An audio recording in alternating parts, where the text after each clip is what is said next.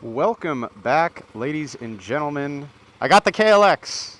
I'll explain more in the video, kind of how I got this. But today we're probably just going to do some practice stuff, nothing crazy. I might go out to Holy Gym because the road is now open from the fires. So yeah, we'll check it out. Let us go on this journey with the new KLX 300. Get my skills back. Oh yeah, we're definitely gonna have to adjust the clutch lever. My boots definitely don't like this bike. Man, this bike is nimble. It is nice. I love this bike. You know what? We're gonna go to Holy Gym. Screw the screw the freaking training sessions today. We'll do that a different day. Man, this bike is so good, so nimble. Now I only got a gallon of gas, but I want to run it out. Woo! This bike is good, man.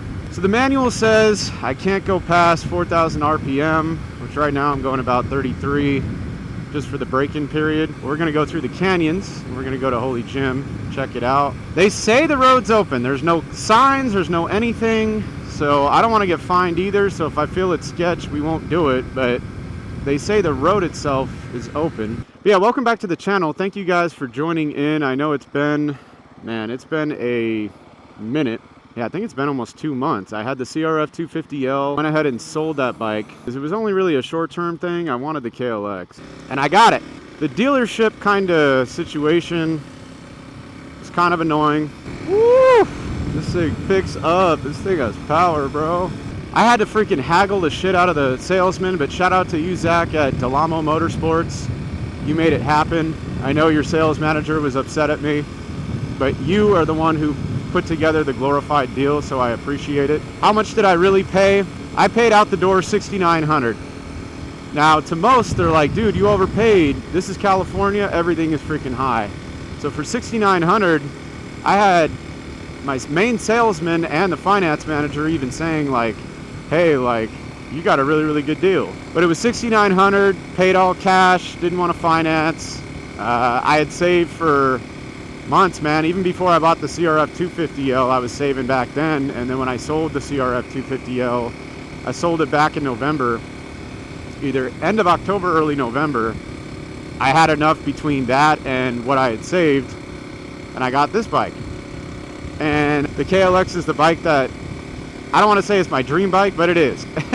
I like it probably even more than the DR, just because I'm a Kawasaki guy at heart. I rode Kawasaki's when I was a kid, growing up. My friends had dirt bikes that were all Kawasaki, and I just really loved that. I just fell in love, and that's why I ultimately want to stay with Kawasaki and not deviate, especially when it comes to the off-road scene, because I like off-roading, and I like the way it feels.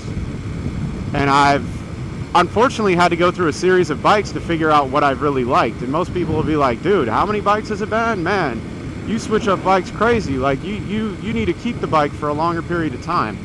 You really only need to keep a bike for 3 or 6 months. It's not like a car, and bikes are cheap generally if you get the right ones. But I was able to determine what kind of style of bike and what kind of riding I want to do. And I came to the conclusion that dual sport is it for me. It's not sport bikes, it's not cruisers, it's not anything to do with that. I don't want anything to do with any of them. I really like the dual sport world, and that's just what I prefer. Why did I ultimately go for this bike though? Ultimately I went for this bike because I had the CRF, I had the DR, and I had the 250L, right?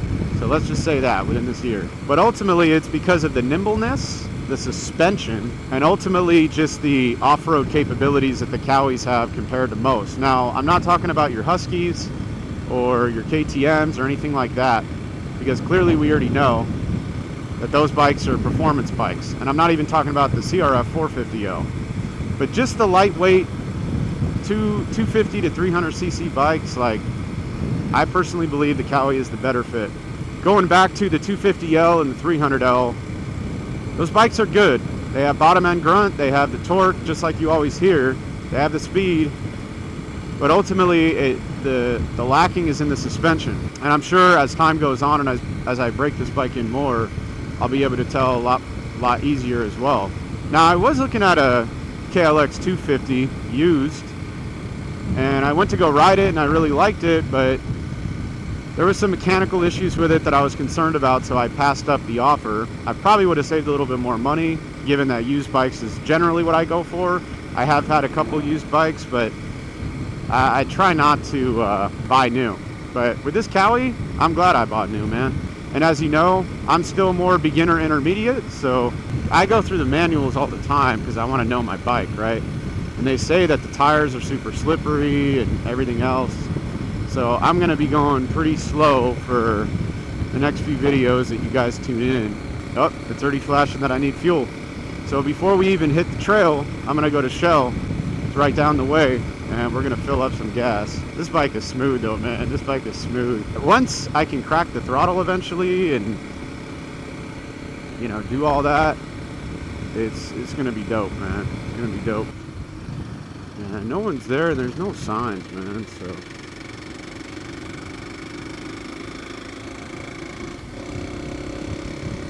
Tires are definitely a little bit slippery, especially in the corners. So I don't even know if we should go to Holy Jim. Gonna be slipping all over the place, man. But it is beautiful today, man. Great day to ride. It's not too hot, not too cold, right in between. You know, as you guys saw in the summer, I had my great big fall. Yeah, I'm good. I'm good. Slid out. Sorry about that. You guys can go ahead. Ow! Which most people commented on that video and said, oh, that's not really a crash, that's not really a spill. Yeah, it wasn't, but according to insurance, it was. We're also gonna, I'm gonna try to mess with this. Really shouldn't be doing this, but I want to try to reset the odometer to see the MPGs and all that. I wrote it back to the from the dealer because I thought I was gonna have it towed back by AAA because I had the towing thing. But they don't tow brand new bikes, so I had to have a friend drive me, and then ultimately I had to drive the bike back, which was fine. I mean, wasn't a big deal.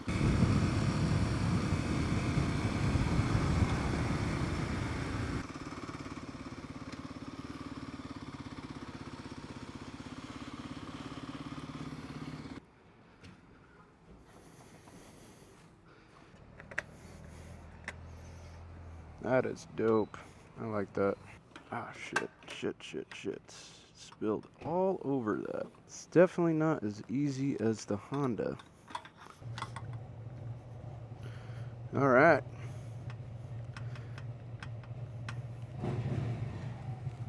Damn, dude. Gas went everywhere. Please don't blow up.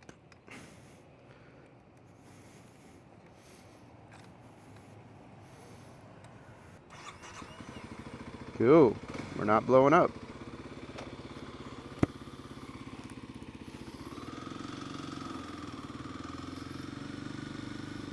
But we good. We good. So we spilled a little gas, but it's all good. Tried to clean it the best I could. Look, we got another dual sport rider right there, man. He's got the 300L with a modified exhaust. My suspension's better than yours though, sir. I have a feeling he's gonna go, unless he already turned, but I don't know. I have a feeling he's gonna go to Holy Jim where we're going. So we might see him. Dude, I just saw him. He went, I'm late, but I just saw him. He's probably going to Holy Jim, guaranteed. Either that or he's gonna shred the canyon. This thing though, I didn't even look how much it costs. I guarantee it was like $3-4 because there was already a gallon in here. But I'm glad we got the Shell fuel. Shell is better. Bumpy road.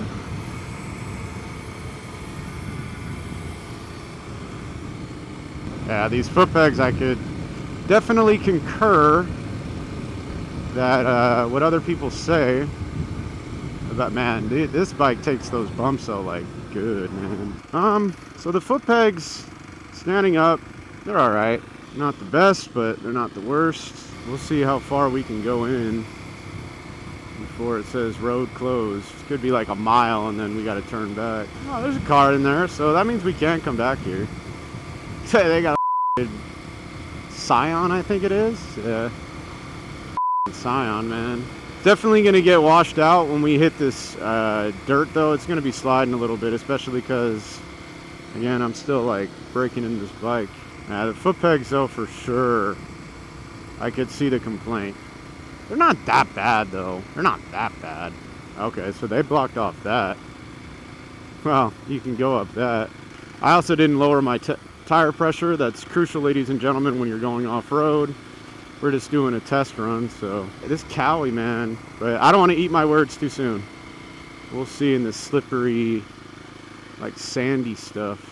Yeah, because it's like, this is kind of like gravel and whatever else. The suspension though, man, it's good. It's a good ass suspension. All right, we're getting into more of the sandy stuff. We got some dips up here, some rivets. Whew, that thing took it like a champ. I am gripping the tank. Oh man, so this is where the fire was. Holy shit. Let's take a brief moment here. Damn, holy shit. That freaking ripped through everything. Man, this was charcoaled. Oh man, look at the hills too. Damn, and the hill right there.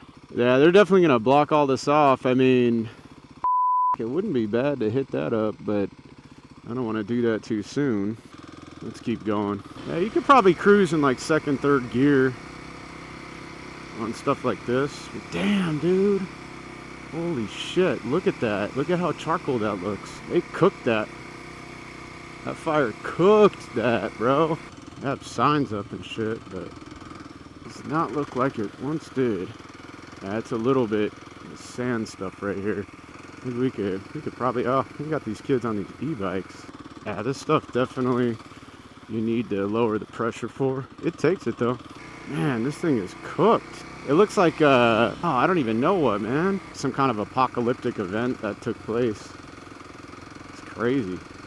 I just don't know how far back we can really go, but I'm sure there'll be a guide or something to show us.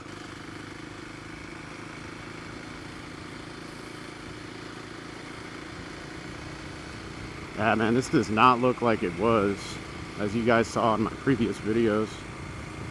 This looks way worse. This is just like charcoaled, man.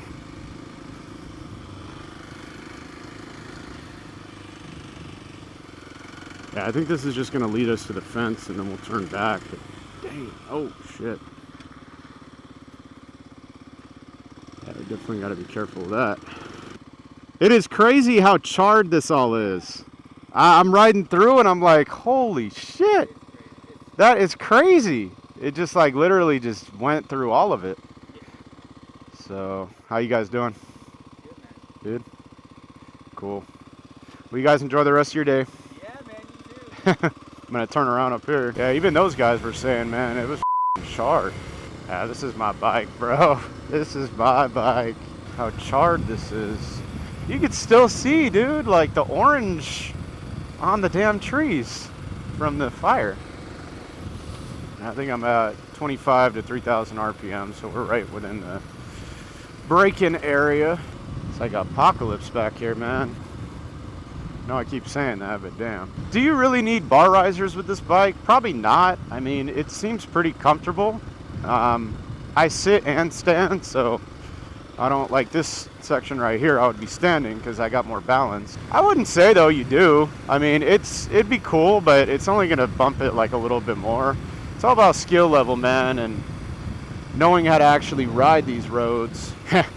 I don't know if this fire is a good thing or a bad thing. I mean, they're gonna definitely bold this up and do stuff, but I was gonna say if they don't, shit, that might open up more areas to just putt around and do whatever, you know? Yeah, the suspension on this bike though is like, I'm not even feeling anything, like at all. And the tires, knock on wood, even on the sandy stuff, it's really not that bad. That little area that I was at was kind of like,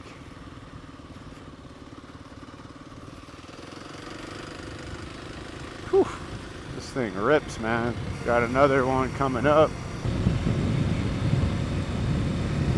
He's got a Kawasaki, or no, he got a KTM, what am I saying?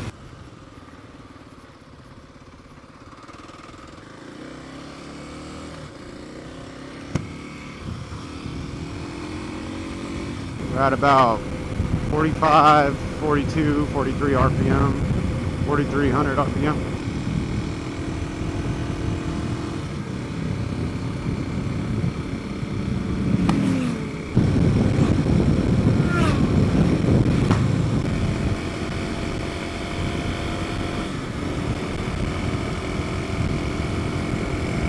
this thing picks up, man.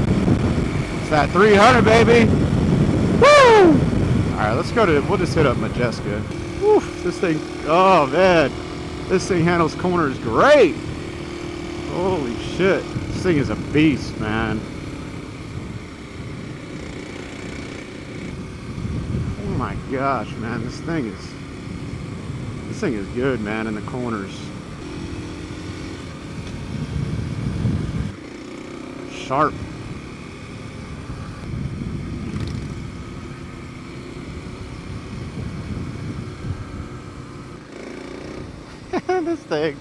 this thing pulls, bro.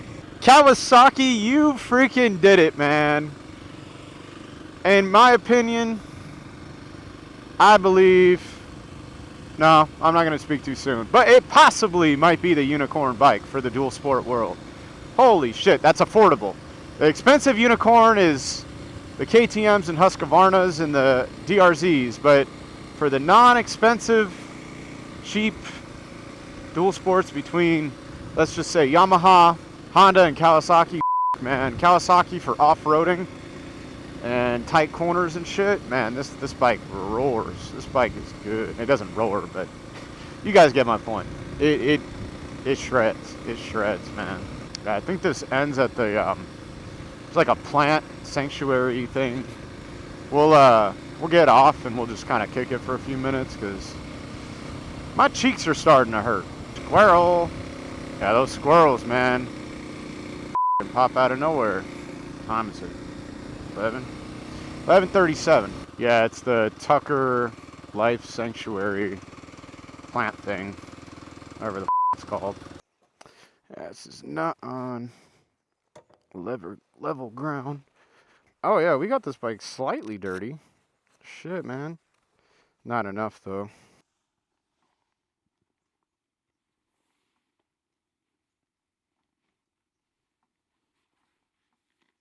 Every time I put this damn helmet on, I feel like Darth Vader.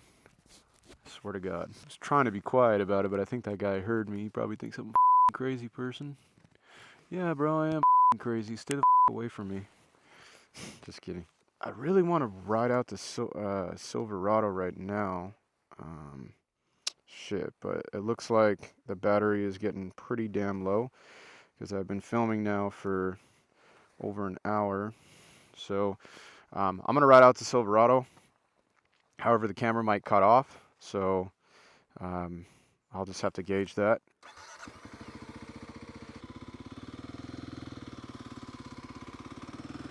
That dude was like all eyeballing me. You could tell he doesn't like people coming around.